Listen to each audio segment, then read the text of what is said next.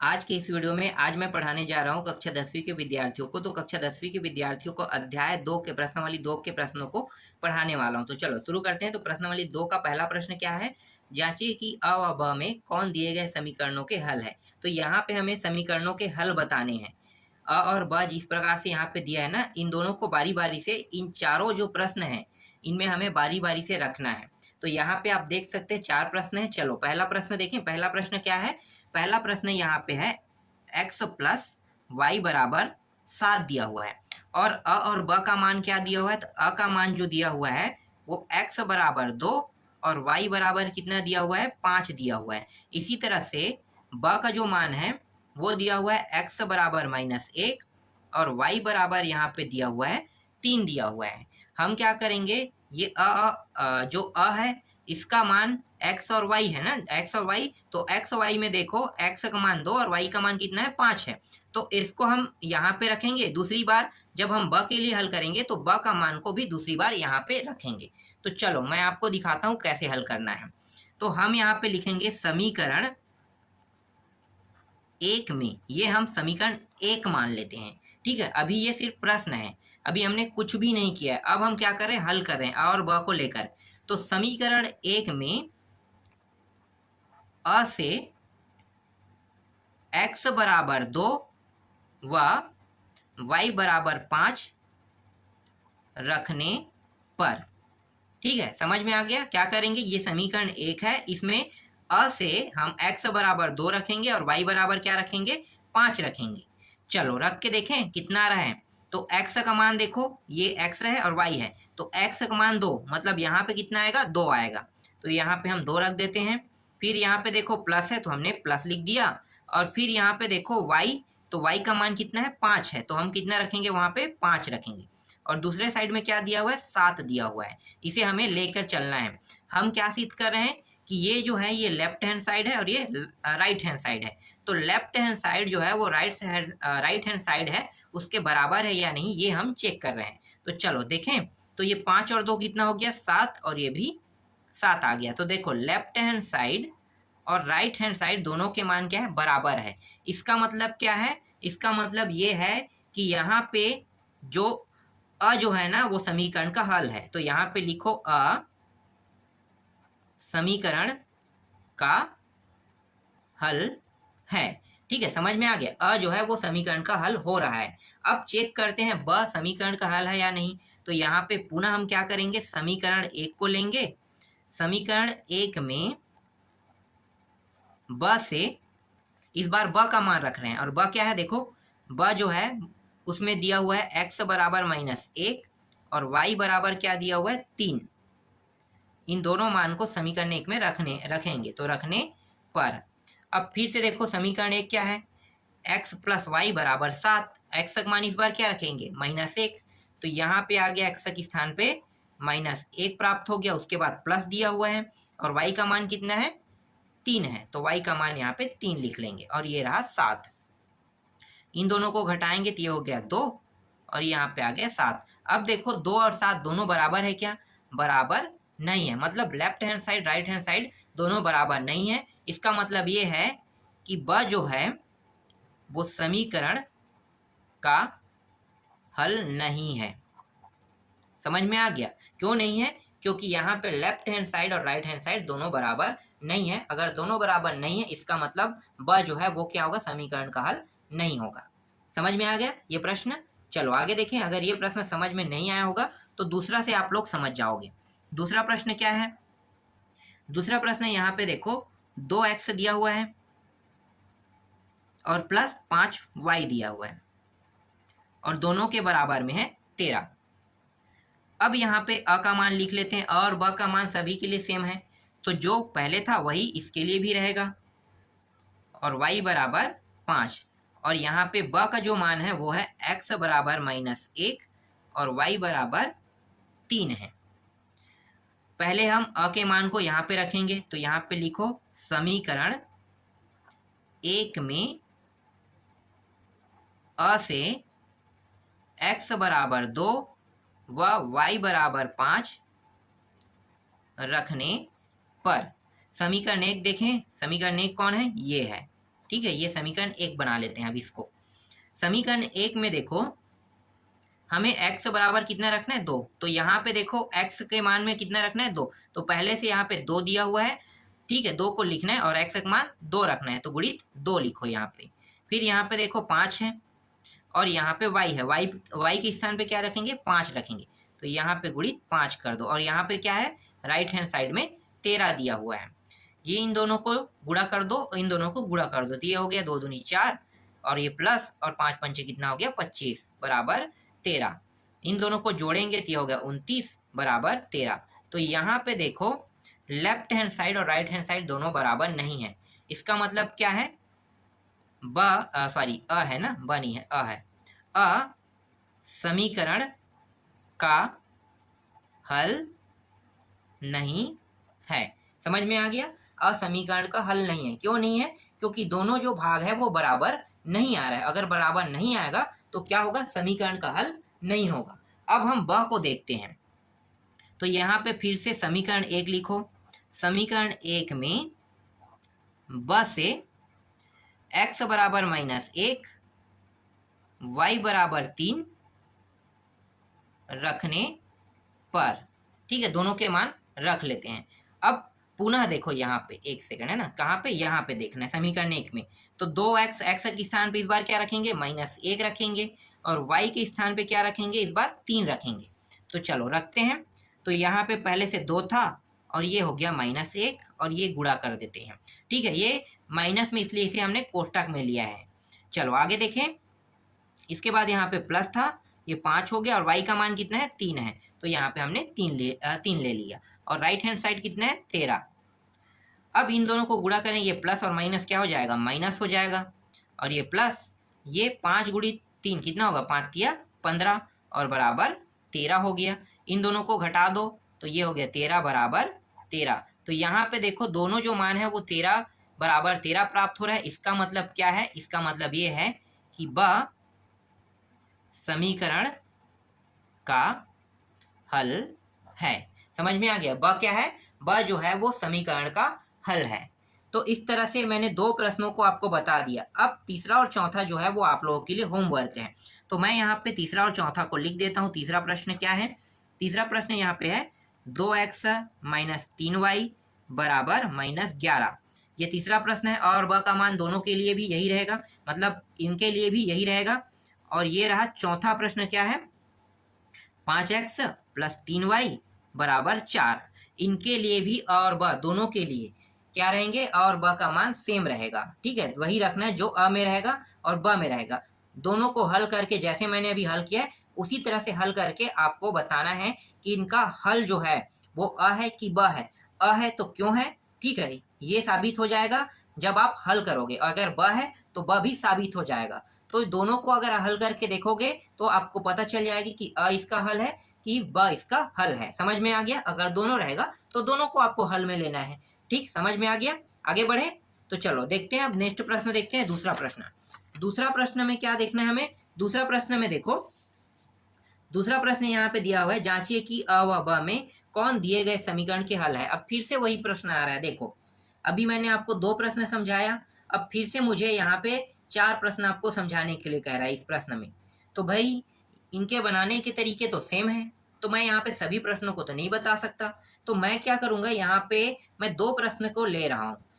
पहला प्रश्न हम लोग देख लेते हैं, क्योंकि इसमें 2 समीकरण है, तो हो सकता है आपसे ना बने 2 समीकरण वाला। तो 2 समीकरण वाले को कैसे बनाना है, तो चलो मैं आपको बताता हूँ कैसे बनाना है। ठीक है, तो यहाँ पे देखो, यहाँ पे 2 समीकरण है, ठीक है, तो हमें एक अलग तरीके से इसे हल करना है। तो यहाँ पे मैं पहले प्रश्न को लिख लेता हूँ। प्रश्न क्या है, 2x + 5y बराबर 1। ठीक है, ये पहला समीकरण हो गया। और दूसरा समीकरण क्या है, 2x + 3y बराबर, ये रहा 3। ये है दूसरा समीकरण है। ठीक है, पहला समीकरण, दूसरा समीकरण। अब यहाँ पे अ के मान को लिख लो। तो अ का मान क्या है, अ का मान यहाँ पे x बराबर 3 है और y बराबर -1 रखने के लिए कहा है। इसी तरह से अगर देखें तो ब का मान जो है वो है x बराबर 1/2 रखने के लिए कहा है और y बराबर यहाँ पे रखने के लिए कहा है 1/3 रखने के लिए कहा है। तो बारी बारी से रखें। तो चलो देखें कैसे हल होगा। जैसे हमने पहले किया था इससे पहले वाले प्रश्नों को, वैसे इसको भी हल करेंगे। लेकिन यहाँ पे दो समीकरण है, तो हम क्या करेंगे, यहाँ पे हम लिखेंगे समीकरण 1 और 2 दोनों को साथ में लेंगे। समीकरण 1 और 2 को दोनों को साथ में लेंगे। तो समीकरण 1 और 2 में अ से क्या करेंगे, x बराबर 3 और y बराबर -1 रखने पर, ठीक है, दोनों में हमें अ का ही मान रखना है। समीकरण 1 में भी अ का मान रखना है, समीकरण 2 में भी अ का मान रखना है, लेकिन इसे दो खंडों में करना है। कैसे, मैं अभी आपको बताता हूं। देखो समीकरण, यहाँ पे समीकरण 1 2x + 5y = 1 है। तो यहाँ पे देखो 2, यहाँ पे आपको लेना है x के मान कितना है, x का मान देखो 3 रखना है ना। तो x का मान 3 है, तो यहाँ पे गुणा कर दो 3 का। फिर यहाँ पे प्लस है 5 है, और y का मान कितना रखना है, -1 रखना है, और ये भी गुणा के रूप में, और यहाँ पे बराबर 1। ठीक है, इसको खंड कर लेते हैं दो खंडों में। पहले हम इसको हल कर लेते हैं पूरा समीकरण 1 को, उसके बाद यहाँ पे समीकरण 2 को बगल में हल करेंगे। तो इन दोनों को हल करते हैं। तो यहाँ पे देखो कितना हो जाएगा, 3 गुणित 2 कितना हो गया, 3 दूनी 6, तो ये हो गया 6, और ये प्लस है ये माइनस है, गुणा होके क्या हो जाएगा, माइनस आ जाएगा, और बराबर 1। तो इन दोनों को घटाएंगे कितना प्राप्त होगा, 1 बराबर 1। तो यहाँ पे देखो, यहाँ पे जो अ है ये क्या है, समीकरण का हल है। तो यहाँ पे लिखो अ समीकरण का हल है। ठीक है, इसके लिए तो प्राप्त हो गया समीकरण का हल, इसके लिए समीकरण 1 के लिए। अब समीकरण 2 में देखते हैं यही मान रख के। तो 2 x के स्थान पे इस बार कितना रखना है, 3 रखना है। अब यहाँ पे प्लस है, और ये हो गया 3, और y का मान कितना है, -1 बराबर, यहाँ पे है यहाँ पे है बराबर 3 है। इसको हल करें तो 3 दूनी कितना हो गया, ये 6 हो गया। फिर ये प्लस और माइनस गुणा करेंगे तो क्या होगा, प्लस और माइनस का गुणा करेंगे तो यहाँ पे प्राप्त हो जाएगा माइनस, और ये हो गया 3 हो जाएगा बराबर यहाँ पे 3। अब इन दोनों को घटाओगे 3 बराबर 3 प्राप्त होगा। तो देखो दोनों मान क्या है, बराबर है। इसका मतलब क्या है, इसका मतलब ये है कि यहाँ भी अ समीकरण का हल है। ठीक है, इसका मतलब आपको समझ में आया कि समीकरण 1 और 2 का हल जो है वो अ है। अब देख लेते हैं समीकरण 2 को हल करके। ठीक है, समीकरण 2 को हल कैसे करेंगे, तो देखो बहुत ही आसान है, वैसे जैसे हमने अभी किया वैसे इसको भी करेंगे। तो यहाँ पे फिर से हम क्या करेंगे, सॉरी समीकरण में 2 बोला था ना, यहाँ पे ब को हल करेंगे ना, ब को हल कर रहे हैं। तो समीकरण 1 में एक और, सॉरी समीकरण 1 और यहाँ पे 2 ले लेते हैं, में ब से x बराबर 1/2 और y बराबर कितना रखेंगे, 1/3 रखने पर। देख लेते हैं समीकरण 1 और 2 में अ और ब का मान रख लेते हैं, सॉरी ब का मान x और y के जो मान है उसको रखना है हमें। तो देखो समीकरण यहाँ पे देखो 1 है, यहाँ पे x का मान क्या रखेंगे, तो देखो x का मान 1/2 रखेंगे, और यहाँ पे देखो y का मान क्या रखेंगे, y का मान यहाँ पे 1/3 रखेंगे। तो चलो रखते हैं। तो यहाँ पे 2 गुणित 1/2 रखना है, प्लस 5 गुणित 1/3 रखना है, और बराबर 1। पहले हम पहले खंड को हल कर लेते हैं। तो यहाँ पे ये दोनों देखो सेम सेम है, कट गया यहाँ पे। तो यहाँ पे बचा कितना, 1 बस बचा है। इसके बाद 5 एकम 5, तो ये हो गया 5/3 बराबर 1। यहाँ पे देखो कुछ नहीं, मतलब क्या है, 1 है। तो इनका लघुत्तम निकाल लेते हैं। तो ये 3 का ऊपर नीचे दोनों में गुणा हो जाएगा। तो 3 एकम 3, और नीचे में भी 3 एकम 3 हो गया, और ये जो 1 है इसका ऊपर नीचे दोनों में गुणा हो जाएगा। तो 5 का 5 और 3 का 3 ही प्राप्त होगा। तो यहाँ पे लघुत्तम आ गया 3, क्योंकि दोनों में है, तो लघुत्तम कितना होगा, 3।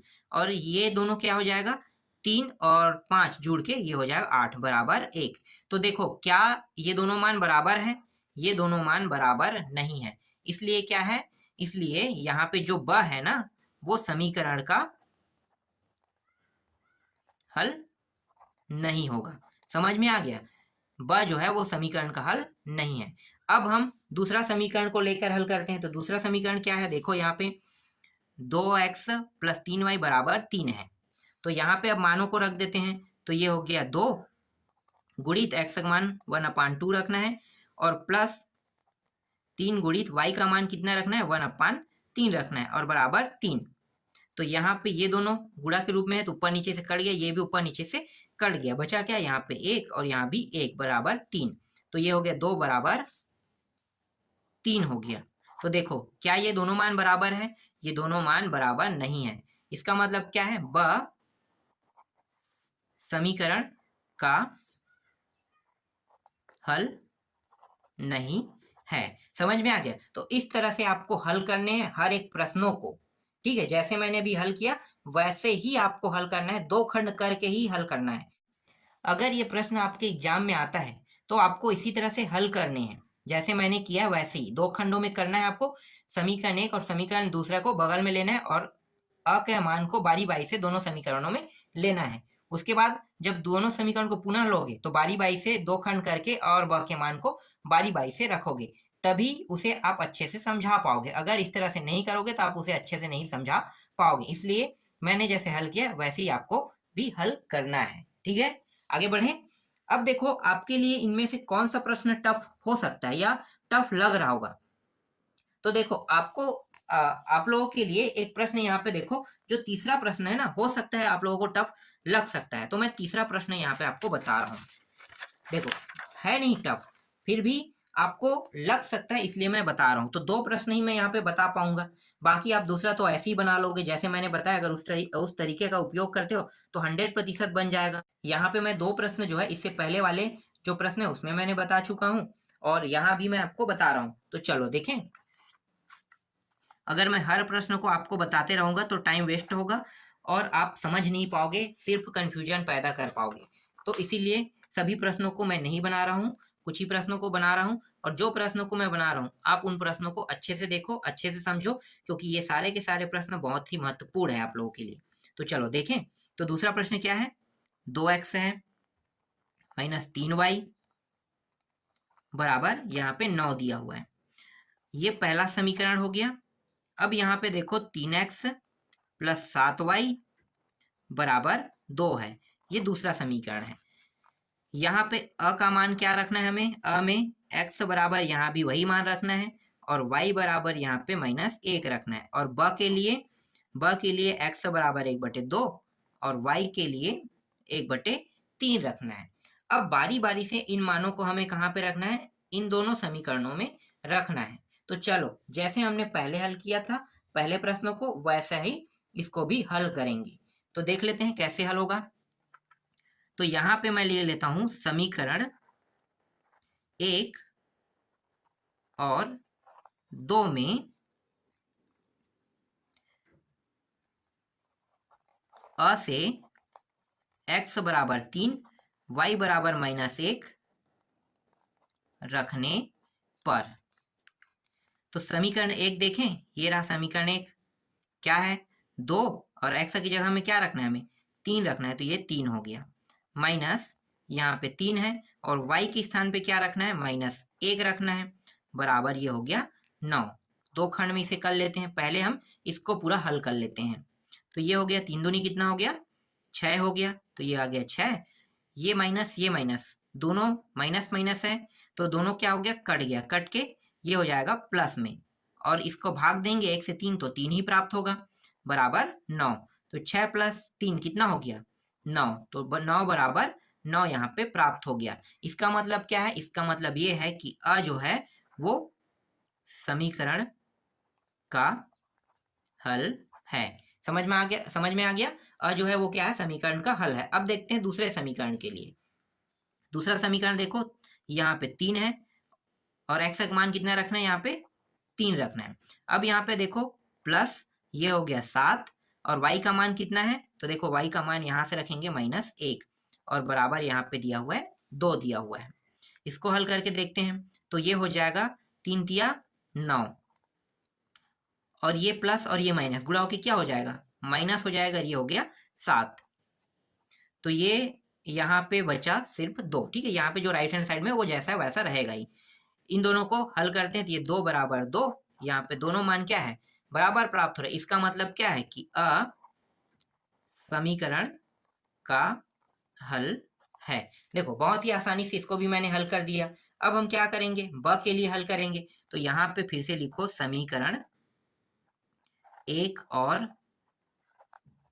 2 में ब से x बराबर 1/2 व y बराबर 1/3 क्या करेंगे, रखेंगे। ठीक है, चलो देखें इसके लिए भी हल करते हैं। तो x का मान मतलब समीकरण 1 का मान यहाँ पे देखो ये रहा और ये समीकरण 2 है। तो पहले हम समीकरण 1 को लेकर हल करते हैं।